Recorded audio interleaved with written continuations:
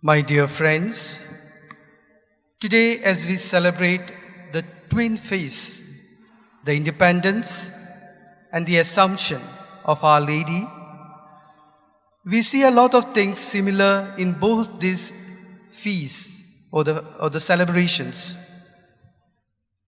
It is a celebration of joy, it is a celebration of freedom, it is a celebration of the reward that we have received. Mainly, the independence is a joy, it is a reward for the efforts, the hard work of our freedom fighters. And so too, the Assumption is a reward to Our Lady for going through the rough tides, for going through all the suffering and being faithful to the message that God granted to her. So that is the reward in both these festivals or the feast, the celebrations that we have today. My dear friends, we see in the life of Mary the struggles that she goes through, the various instances where she goes through all these tribulations, these difficult times, and she emerges victorious. And this is the reward of her faithfulness that God grants to her, the Assumption of her body and soul. My dear friends, it was in 1950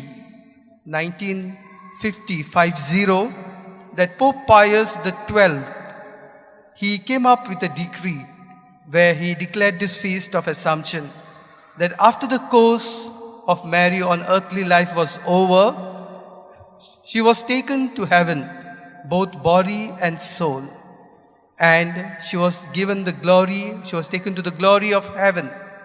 And she was at the side of her Son, sharing with him in his resurrection. And this is the anticipation or anticipatory reward that is awaiting for all of us. So basically we see that Mary is gifted or Mary is rewarded for her faithfulness. And that too will be our reward. We too will be enjoying this reward if we remain faithful to the Lord. Mary was assumed body and soul to heaven, and we see in the first reading the description of Mary, a lady with a crown on her head, moon and the stars. And this is the description of Mary that we hear in the first reading. And in the second reading we hear about Jesus, who is the first fruit, who brought about this salvation to humankind. And therefore, he is the first fruit to enjoy this reward from Father. And in the Gospel we have this Magnificat, the song of joy of Mary. Though she sings it alone, it is not an individual song. Mary sings this song, or she expresses this praise, not individually but as a representative of the whole of Israel. And therefore, she represents the joy of the lowly. She represents the joy of the fallen people. She expresses the joy of the so-called sidelined people. And therefore, she is grateful to God for the wonders that the Lord is doing in and through her. My dear friends, this Magnificat, the song of joy, which Mary expresses, is in a way telling the story of many of us.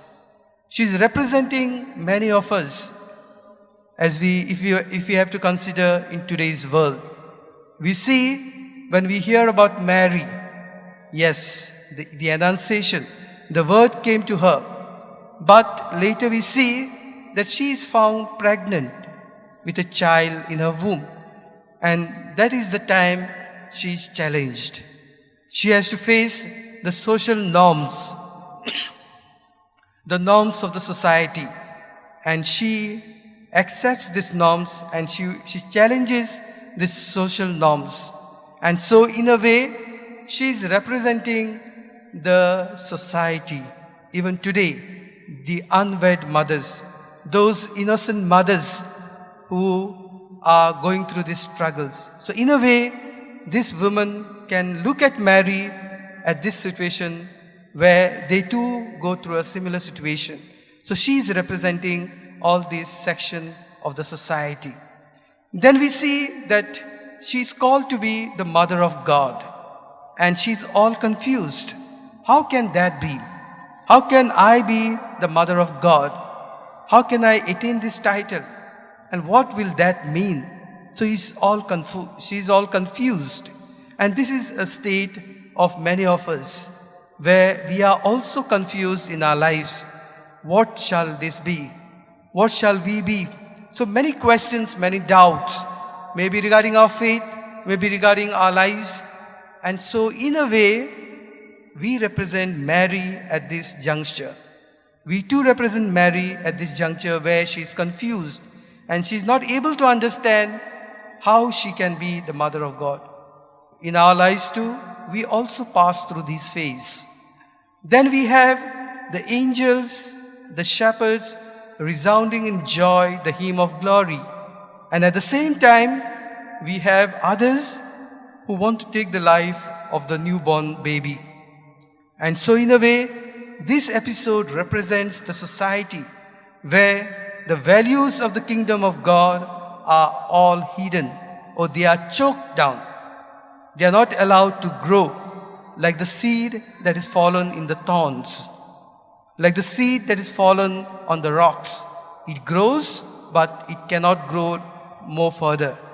So in a similar way, Mary represents the society where we are placed in this situation with this option of choosing what is good and forced to choose what is bad. So Mary is a representation for the society in this matter, where the kingdoms where the values of the kingdom of God or the kingdom of heaven are choked down. As they were planning to kill Jesus, the newborn baby, to do away with the kingdom of God, to do away with the truth. So also in the society, we find this, that people are waiting to do away with the truth, to do away with the values of the kingdom. Then we see further the life of Jesus, how Mary tolerates, or she is ever ready or ever present to accompany Jesus, to listen to what people have to say about Jesus. And she too goes through all these difficult times. In a way, she is also representing the mothers or the caretakers who are so much concerned about their own. They are worried about their children who go astray, who suffer, who are tormented, who are tortured. Just as Mary looked through all these situations as it was happening to Jesus when he was carrying the cross, when he was mocked, when he was nailed on the cross, same way it is our representation. She is representing our society, where we too see our children tortured. We too see our people suffering for the sake of the kingdom of God. And so, in a way, Mary is representing the various sections of the society today. My dear friends, there's a legend about Mary. It is said that when the ascension of Jesus took place, after that, Mary chose to be somewhere close to Mount Zion. And there she spent her days moving around to the places where Jesus walked, where Jesus performed miracles, where Jesus preached, the spots where Jesus went about. This is a legend where it tells us about the love, the affection of Mary for her son. For she knew that it was the Son of God. And so she wanted to walk in these footsteps. This was also the same desire of Saint Ignatius of Loyola, who also desired to walk in the footsteps of Jesus, to make a pilgrimage to the places where Jesus moved about. Saint Ignatius of Loyola is the founder of the Jesuits, and he too desired this, to walk the places where Jesus walked. My dear friends, Many saints we know, their bodies are incorrupt, and that is the reward of God to all these saints. And how could He allow the body of Mother Mary, the womb, the body through which the Son of God, Jesus, was born, to be corrupt? And so God lifted her body and soul to heaven. So that is the reward that God planned for Mary. The tabernacle of the Holy Spirit. The tabernacle because there was the presence of God through the form of Jesus. My dear friends, today the Lord is calling us to emerge victorious in all the sufferings that we go through. Just as Mary went through all these sufferings, she remained faithful. She stood tall amidst all these difficult times, and she achieved the reward that God promised her. So in our lives too, may we overcome all these sufferings, keeping the vision in our mind, keeping the focus in our mind that Mary was gifted, was rewarded. We too will be rewarded in heaven. Amen.